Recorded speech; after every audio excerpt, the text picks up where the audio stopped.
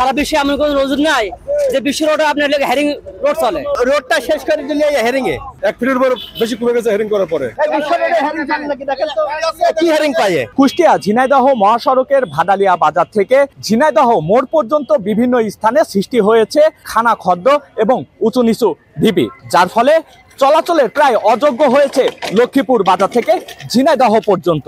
দর্শক, সরজমিনে এসে আমরা দেখছি যে এই রাস্তার ঘনখাদ্য পূরণ করতে গিয়ে তারা ইট পেরে সাইড দিয়ে হেরিং রাস্তা তৈরি করে দিয়েছে, কিন্তু এই হেরিং রাস্তা অল্প দিনের মধ্যেই ইটগুলো ভেঙে সেখানেও সৃষ্টি হচ্ছে খনাখদ্দ, যার ফলে ঝুঁকি রয়েছে বড় কোনো দুর্ঘটনার।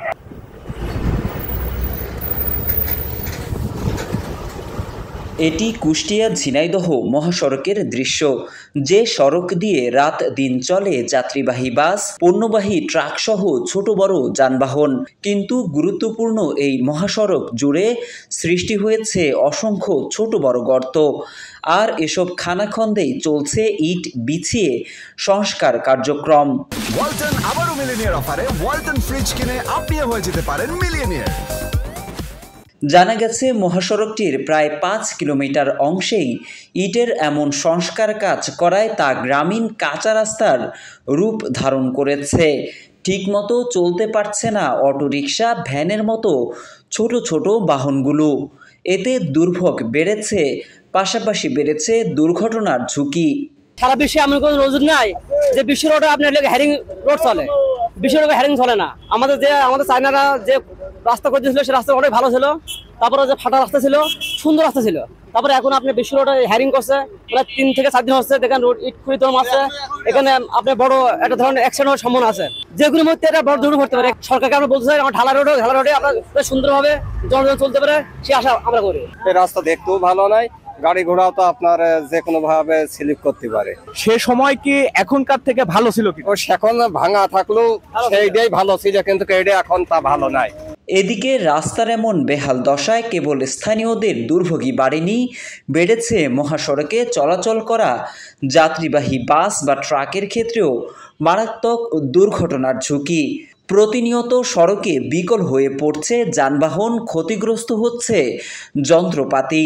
যে অবস্থায় আমাদের গাড়ি ঘোড়ার প্রতিদিনই সমস্যা দেখা দেয়। ওঠার সময় আমাদের গাড়ি এখান থেকে উঠতে গেলে আপনার বিটের মুখে উঠতে গেলে গাড়ি জাম করে পাতিপতি ভেঙে যায়, নামার সময় জোরে করে নামছে, আমাদের গাড়ি সমস্যা আছে বিভিন্ন ধরনের। হেরিং করার জন্য এখানে সমস্যা হচ্ছে বেশি। হেরিং করে এই এতখানি রাস্তা, একটা গাড়ি রাস্তার দিকে মার হয়ে যাচ্ছে, এটা জনগণ চলাফেরা করার সমস্যা।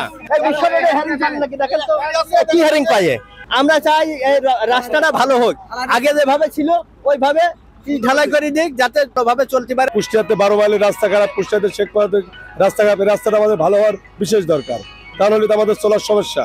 রাস্তা তো ছিল বড়, রাস্তা তো হাফ ফিট করে হেরিং করার পর অনেকখানি রাস্তা কমে গেছে, 1 ফিটের উপর বেশি কমে গেছে হেরিং করার পরে। সরেজমিনে গিয়ে দেখা যায় কুষ্টিয়া জেলার লক্ষ্মীপুর বাজার এলাকা সহ আশপাশের সড়কের বিভিন্ন অংশে ভাঙা। তবে রাস্তা সংস্কারের দরপত্র আহ্বান করা হলেও তা প্রক্রিয়াধীন থাকায় আগামী বর্ষায় রাস্তাটি যেন ক্ষতিগ্রস্ত না হয় সেজন্য ক্ষতিগ্রস্ত অংশগুলো মেরামতের কাজ চলমান রয়েছে বলে জানান সড়ক ও জনপদের এই কর্মকর্তা। কাজটি এখনো চলমান রয়েছে, কাজটি এখনো শেষ হয়ে যায়নি।